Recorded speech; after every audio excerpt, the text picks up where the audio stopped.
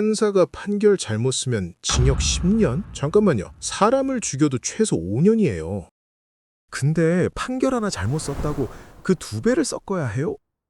이런 법이 있는 나라, 중국, 북한, 공산주의, 독재 국가들이에요. 중국에서는 당심기 거스리면 판사가 끌려가요. 북한에서는 부당 판결죄로 수용소행이에요. 그런데요, 2026년 1월 대한민국 국회에서 이 법이 통과됐어요. 법 왜곡죄. 이름까지 똑같아요. 지금 대한민국이 절벽 끝에 서 있어요. 한 발만 더 가면 추락이에요. 오늘 이 섬뜩한 법의 정체, 누가 왜 이 타이밍에 밀어붙이는지 낱낱이 해부해드리겠습니다. 자, 시작하기 전에 구독, 좋아요는 사랑입니다. 자, 그럼 이 법왜곡죄라는 게 정확히 뭔지 뜯어볼게요. 법안 원문 그대로 읽어드릴게요.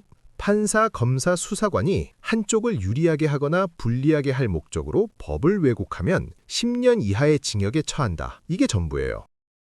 뭔가 이상하지 않아요? 법을 왜곡하면 처벌한다. 근데 뭐가 왜곡인지 기준이 없어요. 어디에도 안 써 있어요. 그냥 왜곡하면 감옥이에요. 내가 왜곡이라고 하면 왜곡인 거예요.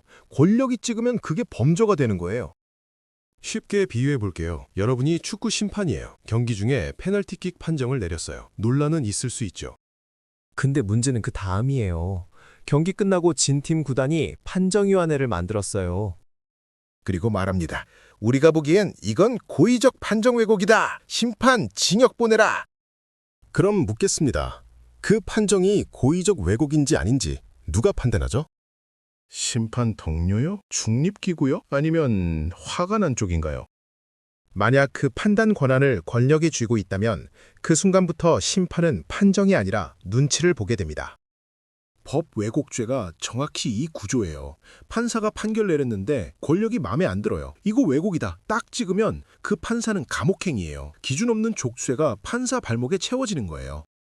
그래서 법조계 전체가 들고 일어났어요. 전국 법원장 회의, 법관 대표 회의, 대한변호사협회 전직 회장 13명까지 전부 다 이건 안 된다 상명 냈어요. 왜 이렇게 난리냐고요? 우리나라에서 1년에 판결이 몇 건 나오는지 아세요? 600만 건이에요. 이 법 통과되면 600만 건 전부 다 잠재적 범죄 대상이에요. 모든 판사가 언제든 처벌받을 수 있다는 뜻이에요. 판결의 자유를 잃는 거예요. 권력이 마음대로 휘두를 수 있는 무소불위의 권한이 탄생하는 거예요. 근데요, 더 소름 돋는 건 따로 있어요. 이런 법이 이미 존재하는 나라들이 있어요. 어디냐고요? 그 나라들 이름 들으면 등골이 서늘해지실 거예요. 법왜곡죄가 있는 나라들 하나씩 살펴볼게요. 첫 번째, 중국. 형법 399조에 법왜곡죄가 있어요. 최대 징역 10년이에요. 중국에서 이 법이 어떻게 쓰이냐면요. 공산당 마음에 안 드는 판결 내리면 판사가 끌려가요. 인권 변호사 변호한 판사, 반체제 인사 무죄 선고한 판사 전부 다 법왜곡죄로 처리해요. 당이 곧 법이에요. 당이 왜곡이라고 하면 그게 왜곡인 거예요. 사법부가 없는 거예요. 그냥 당의 하수인이에요. 두 번째, 북한. 부당 판결죄라고 해요. 최대 5년 노동 단련형이에요. 북한에서 판사가 뭐예요? 김정은 뜻대로 판결 찍어내는 도장이에요. 수령 뜻에 조금이라도 어긋나면 바로 수용소행이에요. 재판이 아니에요. 권력의 명령을 법적으로 포장하는 요식행위예요. 판사가 독립적으로 판단한다? 꿈도 못 꿔요. 세 번째, 독일. 여기서 좀 헷갈리실 수 있어요. 독일도 법 왜곡죄가 있거든요. 민주주의 국가에도 있네 하실 수 있어요. 근데요, 독일 법 왜곡죄는 20년 동안 딱 85건 재판이 열렸어요. 그중에 실형은 단 4건이에요. 왜 이렇게 적냐면요. 적용 요건이 까다로워요. 고의로, 중대하게, 명백하게 법을 비틀었을 때만 처벌해요. 문턱이 하늘 높이 있어요. 아무나 못 건드려요. 근데 한국 버전은요, 그런 문턱이 없어요. 기준도 없고 요건도 모호해요. 독일 거 벤치마킹 했다면서 핵심 안전장치는 쏙 빼버린 거예요. 껍데기만 가져온 거예요. 그럼 이게 뭐예요? 중국, 북한식으로 쓸 수 있게 설계해 놓은 거예요. 민주주의 포장지 씌운 독재의 도구예요.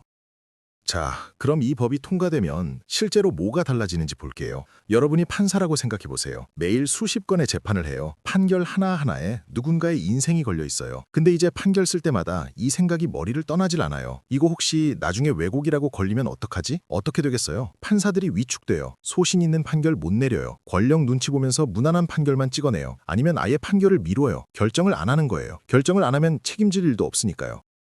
이걸 법학에서는 위축 효과라고 해요. 영어로 칠링 이펙트, 얼어붙는다는 뜻이에요.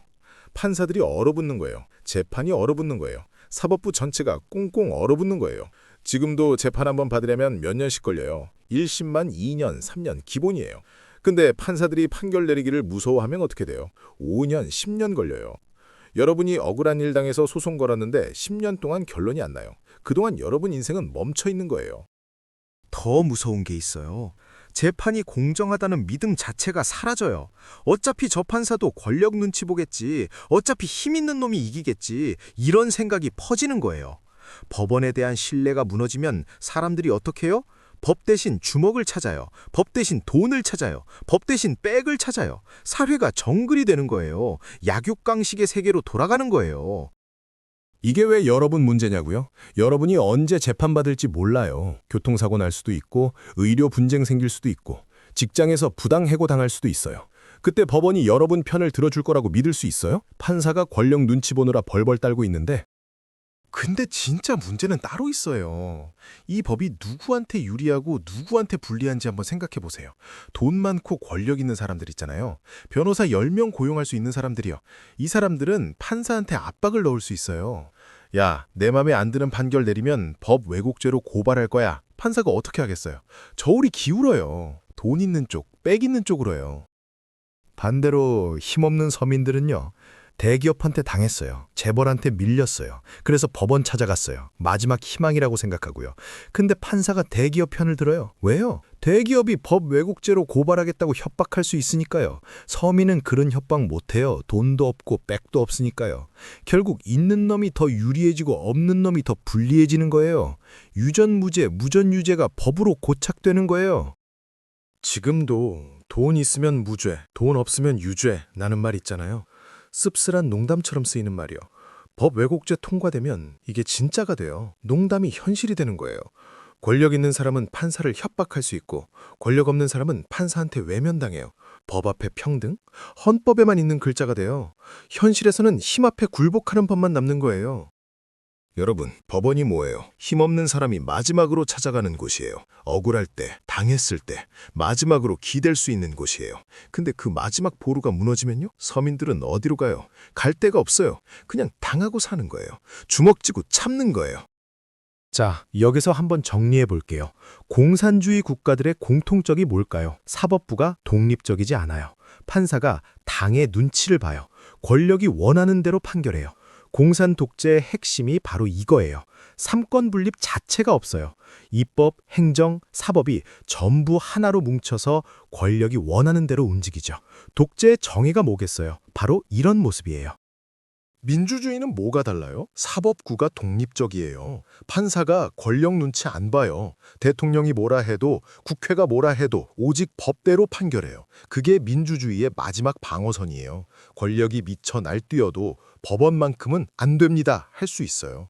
그게 우리가 목숨 걸고 지켜온 거예요. 그게 선진국과 후진국을 가르는 결정적 차이예요. 근데 법 왜곡죄가 통과되면요. 그 마지막 방어선이 뚫려요. 판사가 독립적으로 판단할 수 없어요. 국회가 이 판결 왜곡이다 하면 판사가 처벌받아요. 그럼 판사가 어떻게 하겠어요? 국회 의중을 살펴요. 여당 기류를 읽어요. 사법부가 입법부 밑으로 들어가는 거예요. 삼권 분립이 붕괴되는 거예요. 이게 뭐예요? 역사 속 권위주의 국가들이 공통적으로 밟아온 수순이에요. 사법부 장악, 그 다음은 뻔하잖아요. 대한민국이 그 길로 들어서는 거예요. 여러분, 대한민국이 왜 여기까지 성장했어요? 독재랑 싸워서예요. 군사정권이랑 싸워서예요. 4.19에서 5.18에서 6월 항쟁에서 피 흘려서예요. 근데 지금 그걸 스스로 내던지려 하고 있어요. 독재 국가들이나 쓰는 법을 우리 손으로 만들고 있어요. 이게 민주주의의 타락이 아니면 뭐예요? 독재로 가는 고속도로 아니면 뭐예요? 자, 이제 진짜 핵심을 말씀드릴게요. 이 법이 왜 하필 지금 나왔을까요? 타이밍을 한번 보세요. 지금 온 국민이 주목하는 대형 재판이 진행 중이에요. 곧 1심 선고가 나와요. 근데 그 직전에 법 왜곡죄가 국회를 통과했어요. 우연의 일치라고 보세요? 저는 좀 의문이 들어요. 이 법을 발의한 국회의원이 방송에서 한 말이 있어요. 만약 담당 판사가 말도 안 되는 논리로 피고인을 풀어주거나 무죄 선고하면 처벌이 가능하다. 재판 결과 나오기도 전에 담당 판사를 공개적으로 거론하면서 경고한 거예요. 우리 마음에 안 드는 판결 내리면 각오해라. 이게 사법개혁이에요? 아니면 재판부에 대한 압박이에요? 여러분이 판단해보세요. 생각해 보세요. 여러분이 그 판사예요. 전 국민이 지켜보는 재판을 맡았어요. 근데 국회의원이 TV에 나와서 대놓고 이렇게 말해요. 잘못 판결하면 처벌하겠다. 소신대로 판결할 수 있어요? 증거대로, 법대로 판결할 수 있어요? 솔직히 어렵겠죠. 누구라도 엄청난 압박감을 느낄 수밖에 없어요.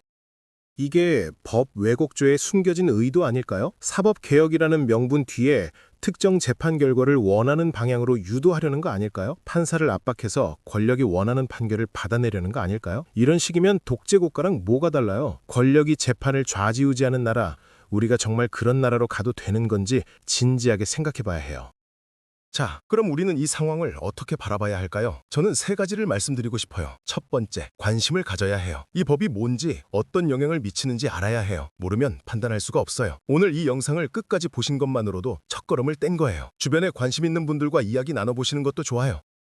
두 번째, 균형 잡힌 시각을 가져야 해요. 찬성하는 쪽 논리도 있어요. 잘못한 판사는 처벌해야지 라는 거죠. 일리가 있어요. 근데 반대쪽 논리도 들어봐야 해요. 기준 없이 처벌하면 판사들이 위축된다는 거죠. 양쪽 다 듣고 스스로 판단하시는 게 중요해요. 한쪽 말만 듣고 결정하면 안 돼요. 세 번째, 선거 때 기억하시면 돼요. 어떤 정치인이 어떤 법을 밀어붙였는지, 그게 나한테 어떤 영향을 미치는지 기억했다가 투표할 때 참고하시면 돼요. 그게 민주주의에서 우리가 가진 가장 강력한 권리예요. 조용하지만 확실한 방법이에요. 여러분, 법 왜곡죄 이슈는 단순히 판사들 문제가 아니에요. 사법부가 제대로 작동하느냐, 삼권 분립이 유지되느냐의 문제예요. 결국 우리 모두의 문제예요. 오늘 영상이 여러분께서 이 문제를 생각해 보시는 계기가 됐으면 좋겠습니다. 정리하겠습니다. 법 왜곡죄, 이름은 그럴듯해요. 잘못한 판사 처벌한다. 사법정의 실현한다. 근데 속을 뜯어보면요. 기준도 없고 안전장치도 없어요. 독재 국가들이나 쓰는 구조예요. 이 법이 작동하면 판사들이 얼어붙어요. 저울이 힘 있는 쪽으로 기울어요. 서민들이 기댈 마지막 보루가 무너져요. 삼권 분립이 흔들리는 거예요. 여러분, 우리가 지금 어디로 가고 있는지 봐야 해요. 선진국으로 가는 길인지 되돌아가는 길인지 그 선택은 결국 우리 손에 달려 있습니다. 오늘 영상 도움이 되셨다면 구독, 좋아요 부탁드려요. 알림 설정까지 해주시면 더 좋습니다. 여러분의 관심이 대한민국을 지킵니다. 감사합니다.